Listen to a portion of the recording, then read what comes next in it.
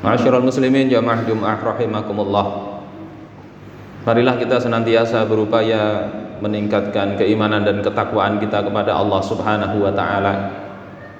Karena ketakwaan adalah sebaik-baik bekal. Sebagaimana Allah Subhanahu wa taala berfirman, "Wa tazawwadu fa inna khairaz zadit taqwa." Berbekallah kalian. Sesungguhnya sebaik-baik bekal adalah ketakwaan kepada Allah taala. Ketakwaan juga menjadi dasar bagi terselesaikannya problem-problem yang dihadapi manusia, baik itu problem rumah tangga, bermasyarakat maupun berbangsa dan bernegara. Wa may yattaqillaha yaj'al lahu makhraja. Siapa yang bertakwa kepada Allah, Allah akan jadikan baginya jalan keluar dari problem yang dia hadapi. Dan di antara tujuan pendidikan adalah ingin membentuk manusia yang bertakwa kepada Allah Ta'ala.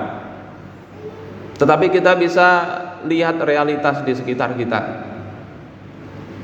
Jika ini sudah tercapai, ketakwaan ini, kenapa problem-problem bisa bertambah banyak? Menurut data kepolisian, dalam 4 tahun terakhir ini di Indonesia terjadi 3.000 pembunuhan, 3.000 kasus pembunuhan. Yang melakukan bukan hanya para penjahat biasa, tetapi bahkan oknum-oknum aparat. Setiap tahun sekitar 600 kali penembakan yang dilakukan oleh aparat yang seharusnya menjaga keamanan, dan 80% dari kasus itu menguap entah kemana.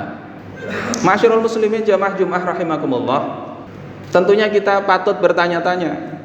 Dan kalau kita lihat ayat-ayat Al-Quran menegaskan bahwasanya ini salah satu, ada sisi ketakwaan yang mesti kita perhatikan yang mungkin belum kita laksanakan. Karena Allah Subhanahu wa taala di samping mengharamkan pembunuhan, wa may yaqtul mu'minan muta'ammidan fajazauhu jahannam khalidina fiha. Firman Allah dalam surah An-Nisa ayat 93. Wa may yaqtul mu'mina muta'ammidan, siapa yang membunuh seorang mukmin dengan sengaja, yakni memang bermaksud membunuh dengan alat yang memang bisa digunakan untuk membunuh, fajazauhu jahannam, maka balasannya adalah neraka jahannam, khalidina fiha, mereka kekal di dalamnya, yakni bagi orang-orang yang menghalalkan membunuh itu. Ini dosa besar.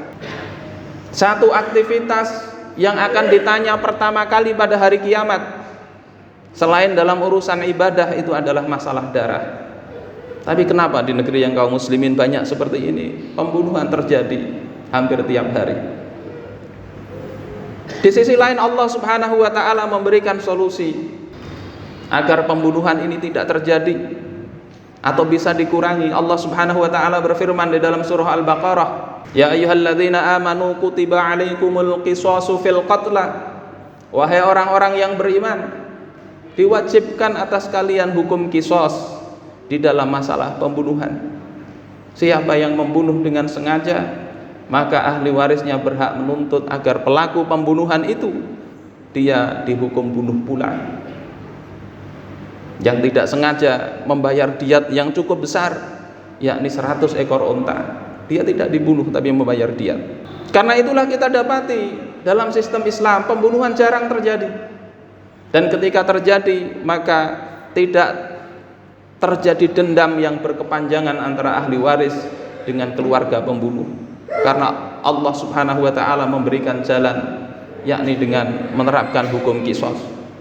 Allah Subhanahu wa taala kemudian menegaskan pada ayat berikutnya, walakum fil qisasi hayatun ya ulil albab la'allakum tattaqun. Dan bagi kalian dalam hukum qisas itu ada keberlangsungan hidup kalian, wahai orang-orang yang berfikir.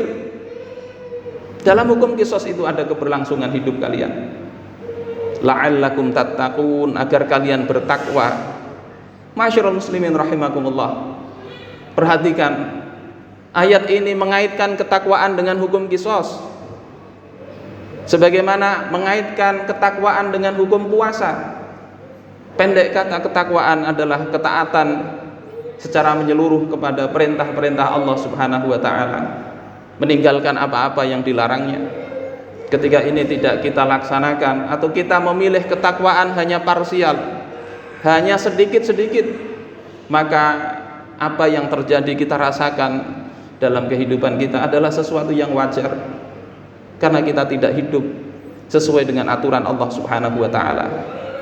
Sekaligus ini menyadarkan kita, membuat kita seharusnya melirik kembali, memperjuangkan kembali apa yang telah Allah turunkan kepada kita.